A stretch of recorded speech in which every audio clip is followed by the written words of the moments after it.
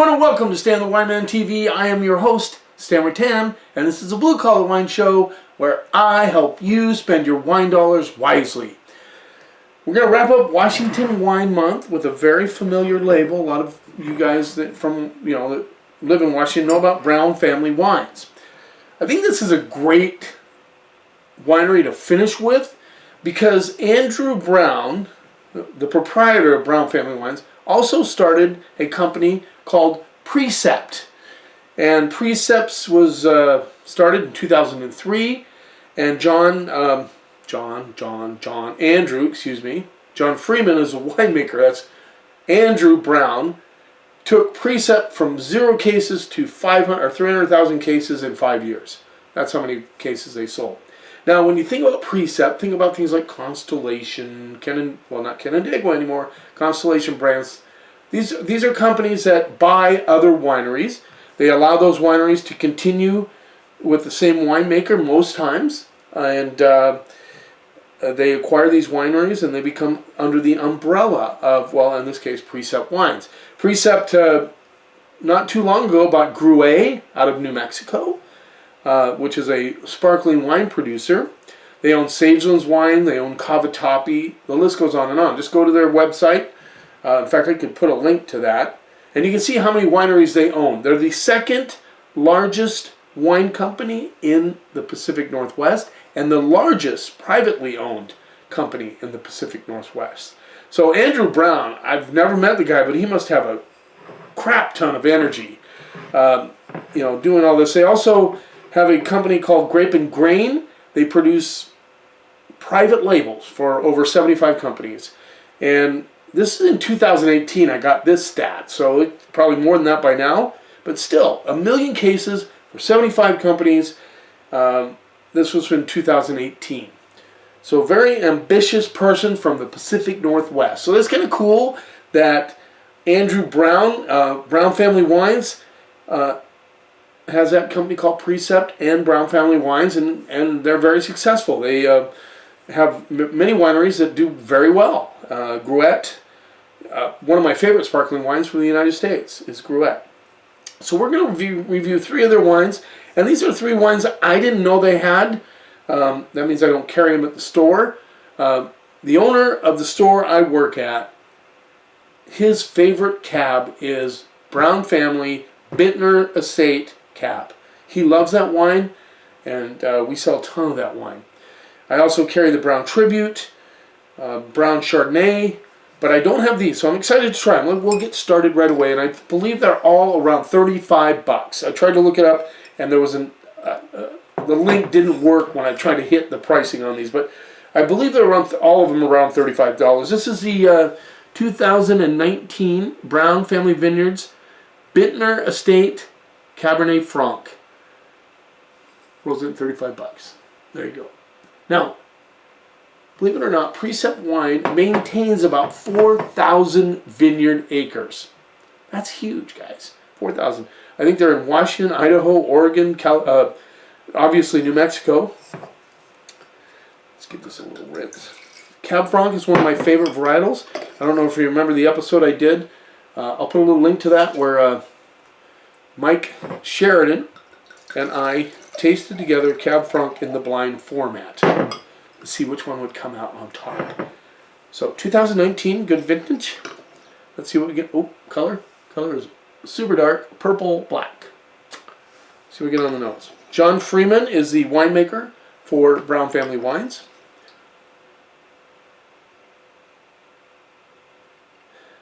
So on the nose, definitely kind of a cedar notes and cherries. A little vanilla coming through. They use French oak on this particular wine. I think it said like 40% new French oak. Not positive about that. Yeah, cedar, cherries, just a hint of tobacco, and just a hint of vanilla. Not very much, just a tiny, tiny little kiss of vanilla.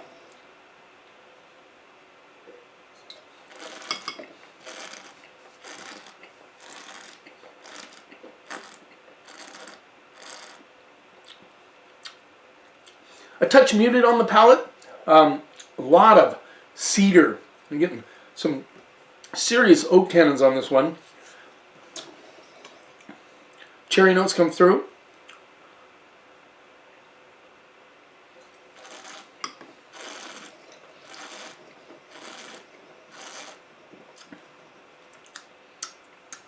Man, mouth-sucking tannins.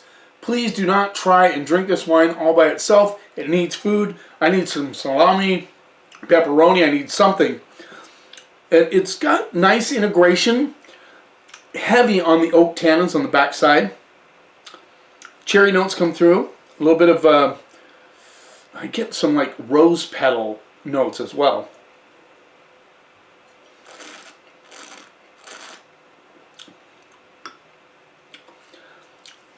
But it's muted. I think the oak is a little strong on this one. It doesn't allow the fruit to come out.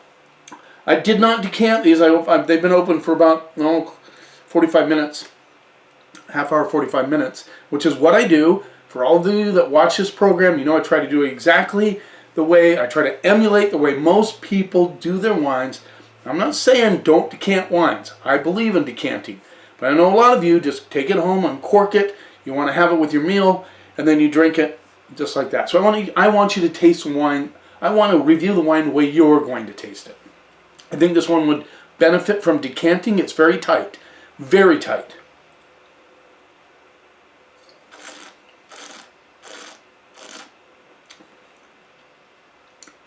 Yeah, it's starting to open up a little bit now. I get a little bit of baking spice underneath.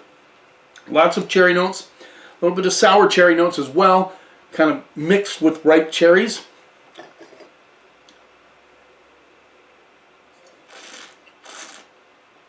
But seriously, mouth-sucking tannins. I mean, drying my mouth out big time. I think this is a quality Cab Franc. I think it needs to be decanted, so if you're going to buy this puppy, at least pour it into a Kool-Aid, some Kool-Aid pitcher, whatever. Do they even make Kool-Aid pitchers anymore? Just pour it into something. Let it air out a little bit. I'm going to go B+ on that Cab Franc. Might be an A- with food. But I don't have any food right now. We're just going to go with B+ on that. Let's move on to the 2000 and... Where's the vintage, guys? Is this a non-vintage? Seriously. I didn't even look. Oh, no, there it is. 2018, sorry.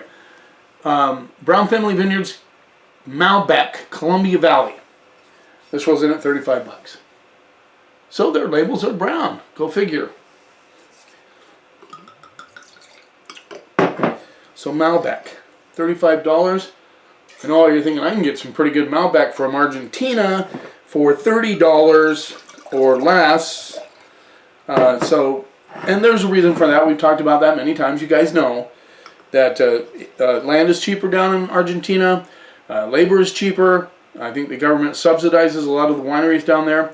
Hey, by the way, before I get going on this Malbec here, my drooping eye is going to be fixed in about 2 weeks. I might miss a couple of episodes while I'm recuperating from that, but I'm very excited for that. I'm so sick and tired of people asking me, what's wrong with your eye?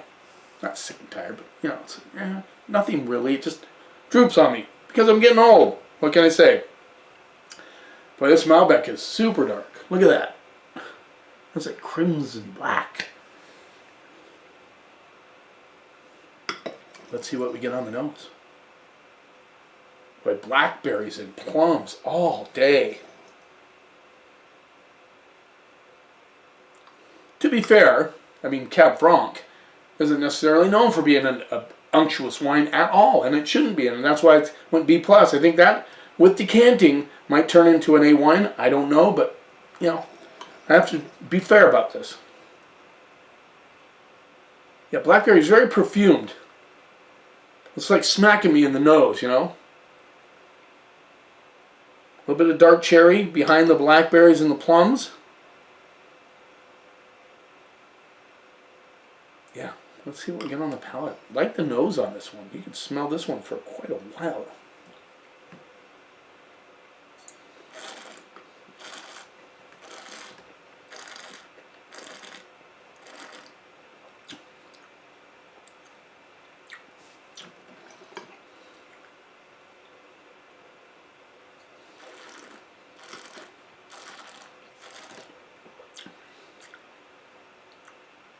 So nice blackberry. I mean, this has good fruit on it, but it's surrounded by tannins. Again, this is drying my mouth out. Not as much as the Cab Franc, but you have blackberry, plum, little dark cherry notes coming through. Good acidity, nice balance, well-made Malbec. Saying. You could drink this by itself, but I would suggest food. I'd suggest a nice rib steak. Pizza would be good with this, just saying.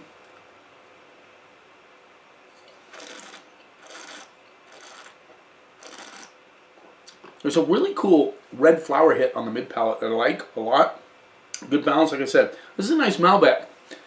I just reviewed Longship Cellars Malbec. This is right up there with that. I'm going to go straight up A on this one. I think it's a well-made Malbec, and I think $35, if my pricing is correct, is a fair price for this.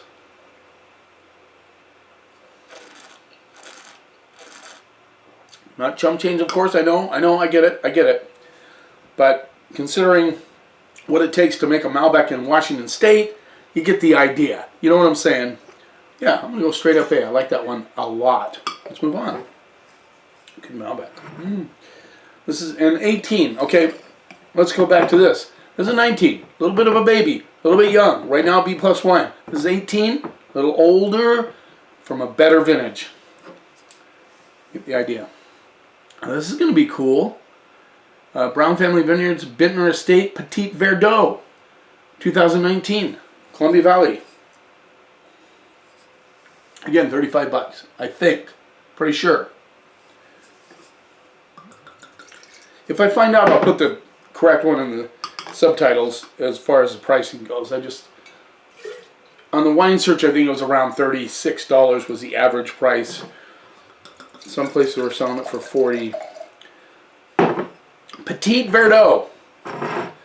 Petit Verdo is a ingredient in a blend in what country? Where, in what country and where? That's a question for you. Petit Verdot is used in a blend from this country and this particular region. What is it? Get some answers, please. Just comment. I love comments. I asked about black olives and green olives on my last one and only got one comment. That's kind of disappointing. I know some of you just don't like to get in there and type. It's so difficult to say, I like green, I like black. But Christy Jacoby, thank you for the comment. Really appreciate it. Okay, again, super dark. John Freeman likes his wines dark. And this one has it. Good concentration on the... Let's see what we get on here. Boy. Get a little blueberry action on this one. Blueberry and cherry. Smell a little bit of oak. Just a little bit of oak. Petit Verdot is just a cool grape. I mean, you don't see a lot of it from Washington State. You see a few of them. I have a couple on the shelf. But it is a very cool grape. Getting some cedar notes on this one as well.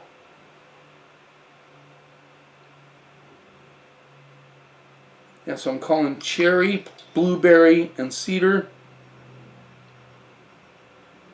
We'll stick with that. See what we get on the palate.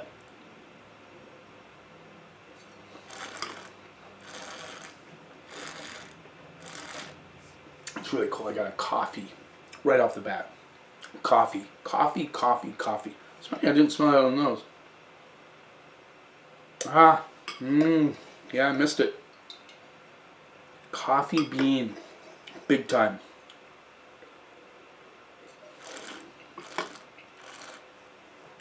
Blueberry, coffee bean, cherry. Nicely integrated. I mean, this has... When we say nicely integrated, it means that everything kind of falls together, kind of seamless on the palate. You know, you don't get a big hit of acid, you don't get a big hit of tannins. You don't get... They just kind of all nicely work together. That's a good way to put it. All these elements work together nicely on the palate. This has good concentration. This has ageability. By the way, just before I go any further, as of right now, I think all three of these wines will age up to 10 years. Just saying. And I think the Cab Franc would really benefit from some aging. Maybe 3 to 4 years from now, this one will be a beauty.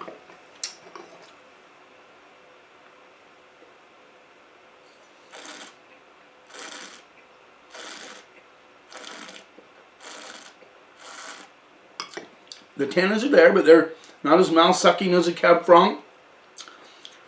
Like I said, nice acidity, good balance, integration. You get that coffee bean, blueberry, cherry action front to finish.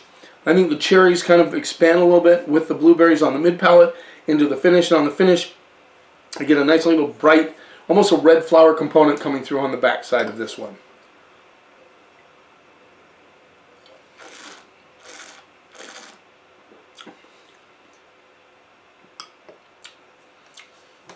I like that Petit Verdo.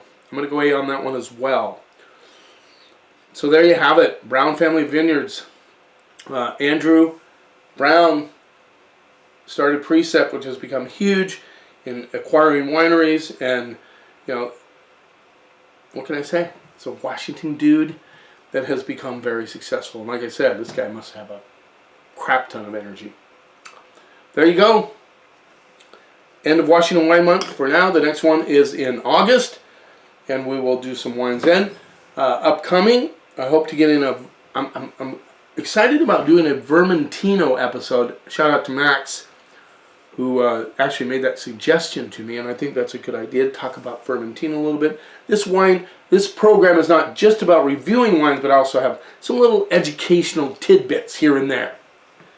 Thanks for taking a little time out of your day. Don't forget to subscribe to my channel. Why do I have trouble saying that? I don't know. Who knows? Comes out perfect sometimes, and other times I just screw it up. That's who I am. You keep watching, and I'll keep helping you spend your wine dollars wisely.